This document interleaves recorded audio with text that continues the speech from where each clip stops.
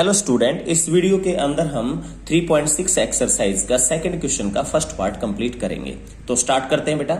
Ritu can row downstream. Ritu downstream के अंदर 20 kilometre तैर सकती है 2 घंटे के अंदर इन 2 आवर्स। एंड अपस्ट्रीम और अपस्ट्रीम में 4 किलोमीटर तैर सकती है इन 2 आवर्स, 2 घंटे में। Find her speed of rowing. उसकी तैरने की स्पीड बतानी है इन स्टिल वाटर, ठहरे हुए पानी में। एंड स्पीड ऑफ करंट, और जो धारा है, जो नदी बह रही है जिसके अंदर वो तैरती है, उसकी स्पीड बतानी है। तो स्टार्ट करते हैं। Let speed of rowing of Ritu. मान लेते हैं रितु की जो स्पीड है तैरने की इन स्टिल वाटर, ठहरे हुए पानी में, x किलोमीटर पर आवर है। और स्पीड ऑफ करंट, और जो धारा की जो स्पीड है, नदी का जो पानी है उसका जो स्पीड है, बहाव की जो स्पीड है, वो y किलोमीटर पर आवर है। तो डाउनस्ट्रीम का केस लेते हैं। स्टार्टिंग में डाउनस्ट्रीम क्या होता है, हमारी नदी इस डायरेक्शन में बह रही है जिसकी speed y kilometre per our है, और रितु जो है वो इसी डायरेक्शन में अगर क्या करती है, स्विमिंग करती है। जिस डायरेक्शन में नदी का पानी बह रहा है उसी डायरेक्शन में अगर स्विमिंग करती है तो इस टाइप के केस को हम डाउनस्ट्रीम बोलते हैं।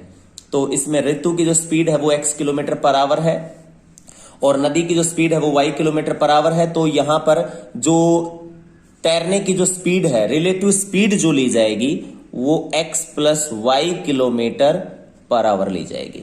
बात आती है सर इसमें रिलेटिव स्पीड ही क्यों ली जाती है, क्योंकि जो आपकी बॉडी है यहां पर तैरते वक्त, उस बॉडी के ऊपर जो नदी है उसका बहाव भी इफेक्ट डालता है। अगर बाय द वे थोड़ी देर के लिए मान लेते हैं, अगर आपकी स्पीड 10 किलोमीटर पर आवर है और नदी की स्पीड 5 किलोमीटर पर आवर है, तो आपकी बॉडी के ऊपर 5 किलोमीटर पर आवर का जो फोर्स है, जो नदी है, वो इतनी एनर्जी आपके ऊपर क्या करेगी, कंज्यूम करेगी, आपको आगे की तरफ धकेलेगी।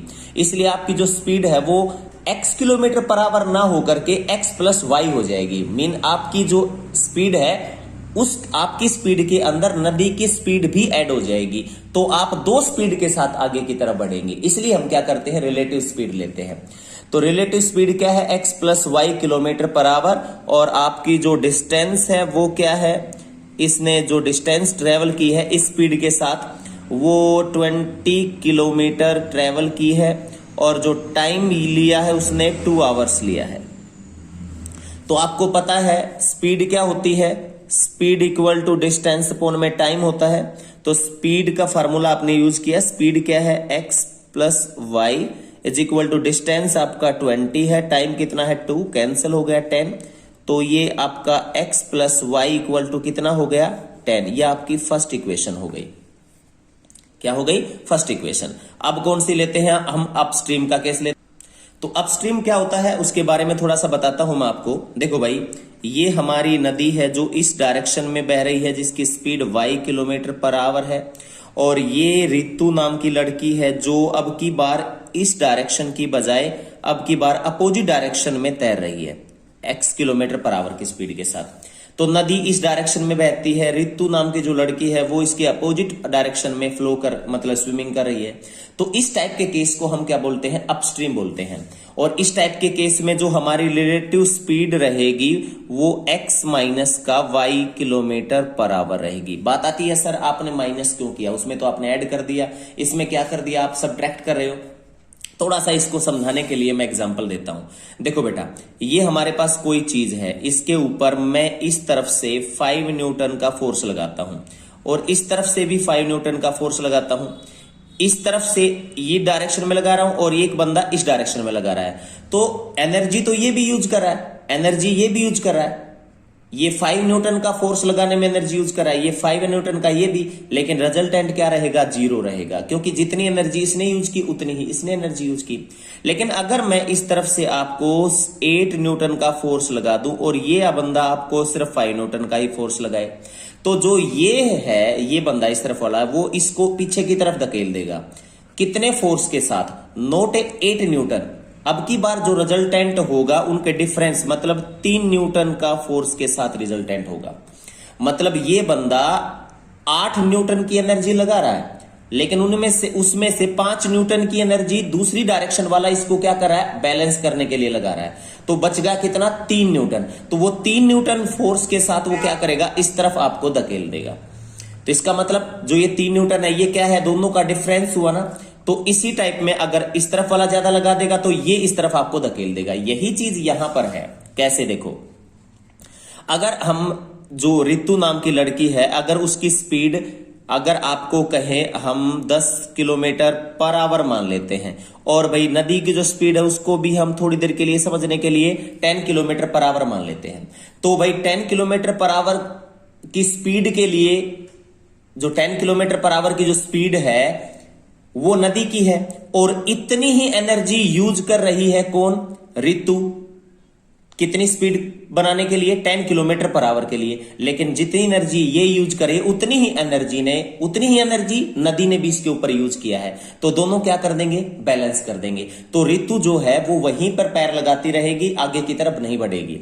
लेकिन अगर मैं यहां पर 8 किलोमीटर पर आवर की स्पीड से, अब रितु की स्पीड को मान लेते हैं थोड़ी देर के लिए। अब रितु की स्पीड क्या है? 8 किलोमीटर पर आवर है। लेकिन अब की बार क्या है? नदी की जो एनर्जी है वो ज्यादा है। किससे?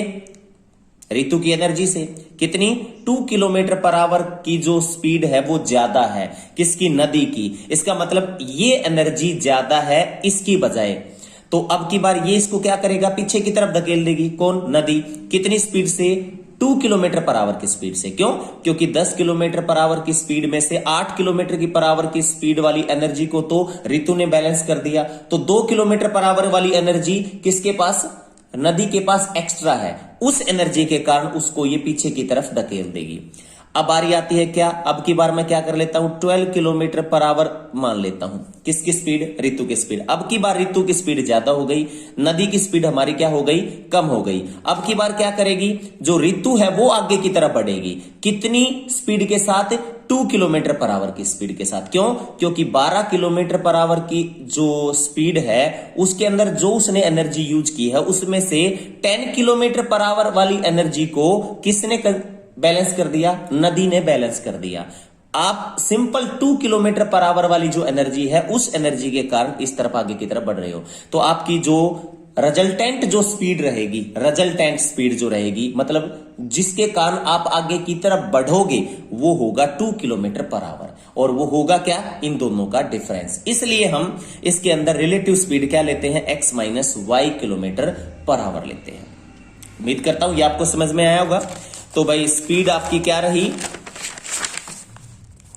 आपकी जो रिलेटिव स्पीड है वो आपकी हो गई x minus y kilometre per hour, और आपका जो टाइम यूज हुआ वो 2 आवर्स ही है इसके अंदर, और डिस्टेंस इसने 4 किलोमीटर ट्रेवल की है। तो भाई स्पीड क्या होती है? डिस्टेंस अपॉन में टाइम। स्पीड कितना हो गया? x minus Y. डिस्टेंस कितना हो गया? 4, और टाइम कितना हो गया? 2। 2 2 जा 4, x minus y equal to 2। ये आपकी कौन सी? सेकेंड इक्वेशन हो गई।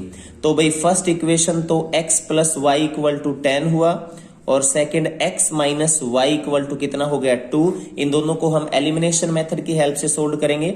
y से y cancel, x plus x 2x हो गया, ये 12। x का वैल्यू 6 किलोमीटर पर आवर। इसका मतलब रितु नाम की जो लड़की है उसकी जो स्पीड है रोइंग की वो है 6 किलोमीटर पर आवर। ये उठा के आप इस इक्वेशन में पुट कर दीजिए।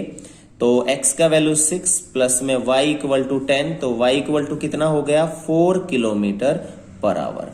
तो जो करंट है, मीन धारा जो है, नदी का जो बहाव है, उसकी जो स्पीड है वो 4 किलोमीटर पर आवर है। उम्मीद करता हूं आप लोगों को समझ में आया होगा। Thank you.